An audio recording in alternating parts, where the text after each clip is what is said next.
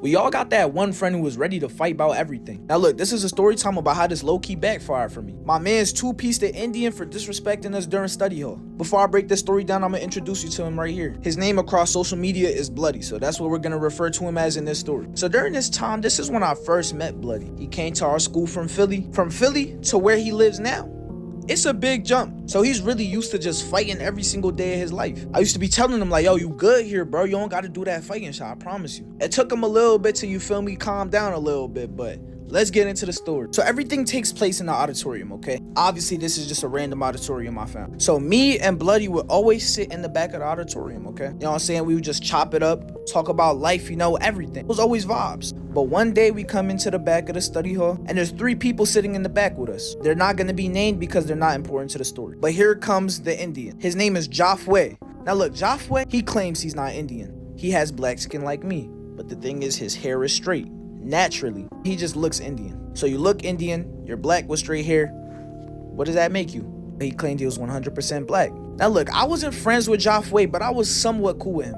But I would always troll him constantly. Ever since I met him, I would troll him. So he knows what it is already. But he's friends with the 3 people that are in the back with us. And they're just throwing random objects at him. Pencils, candy, everything. Then they turn to me, they're like, yo, throw this at Jafwe. It was some Smarties. I grabbed the Smarties and whipped it at Jafwe's head. And I just hit a little. He's like, hey, I know that was you. Don't do that shit. I'm like, yo, bro, what are you talking about? I continued to harass this guy with random projectiles. He started getting mad. He called me a black bit. I'm like, black bit? I'm like, yo, shut your Indian ass up. I threw a water bottle at his head. It was an empty water bottle, but it still had a kick to it, you feel me? So now he gets up and stands up in my face. He's like, if you do that shit again, bro, I'm gonna hurt you. I'm just laughing in his face. I'm like, yo, you are Indian. Stop speaking to me. Sit down. Now he sits down. As soon as he sits down, hang. Threw another one at him. So now he get up close and personal. He all up in my face like this. I'm still laughing. I know he's not gonna do nothing to me. Jafwe, you're not scaring me, gang. So I'm just laughing at him like, yo, this Indian nigga bugging. Now look, Bloody's just sitting here observing everything real quiet. But soon as Jafwe get up close and personal, Bloody's like, yo, sit the fuck down. Now look, Bloody's new, not that many people know him, okay? So Jafwe turns to him, he's like, yo, who are you? Stop speaking. Bloody didn't even let him finish his sentence.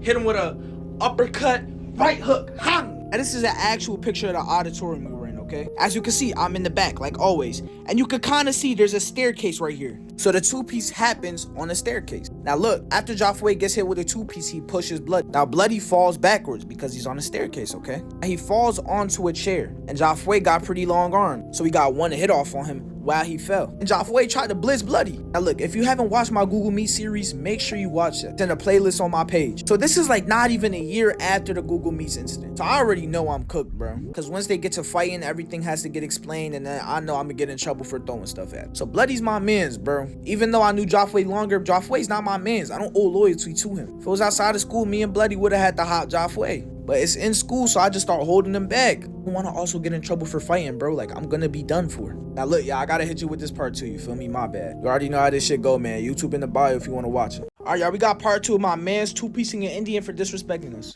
So on the last part, we left off at me holding Jafwe back. Now, the teacher in the study hall comes running up there too. Now, teachers are not supposed to get involved with fights, but she started holding my man's Bloody back while I'm holding Jafwe back. But they're still trying to hit each other. Now, this nigga Jafwe hitting Bloody, throwing long ass hooks, you feel me? He's piecing my son Jafwe up. Now look, Jafwe ended up punching the teacher. His punches weren't too coordinated, so that's how that happened. Now just keep this in mind. We're gonna get back to this. So once she gets hit, Jafwe starts throwing.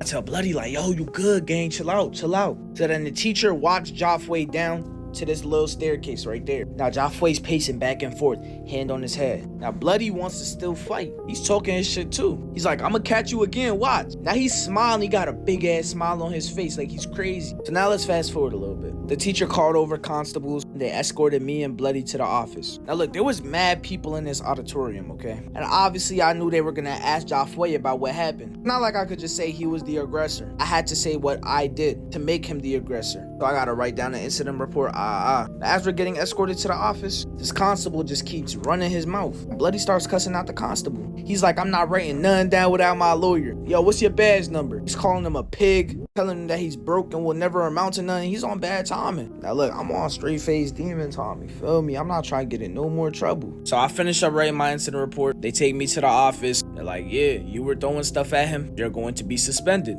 Call my parents up. This was during the winter too.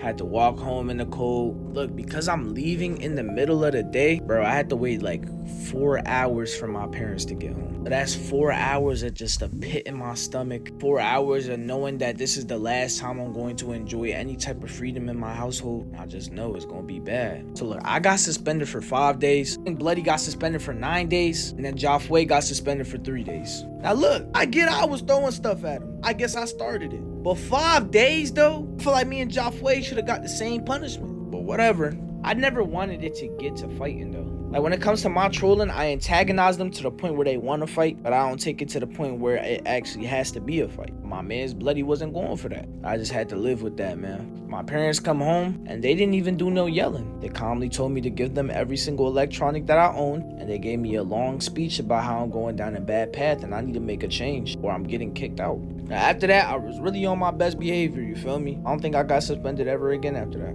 Still friends with Bloody to this day. You feel me? That's my brother. Now, I told you guys to remember that Joffway hit the teacher. So look, because they were fighting, they have to go to court. Now, Joffway did not press charges against Bloody, but the teacher pressed charges against Bloody. She knew that it was Joffway that hit her, but she blamed it on Bloody. Now, of course, Joffway wouldn't admit to hitting her. And of course, their thought process is, I'm friends with Bloody, so I'm gonna vouch for him regardless. A lot of people didn't even really fully understand what was going on. Like, this all happened quick as hell. It was basically her word versus his word kind of thing. She ended up quitting. Pretty sure Bloody got charged and shit. He also had to do community service. Feel me, though? I mean, things happen sometimes. That's the end of the story, man. I really hope y'all enjoyed it. Big 30K on the way soon. Maybe if you're watching this, I'm already at 30K. If so, I really love y'all, man.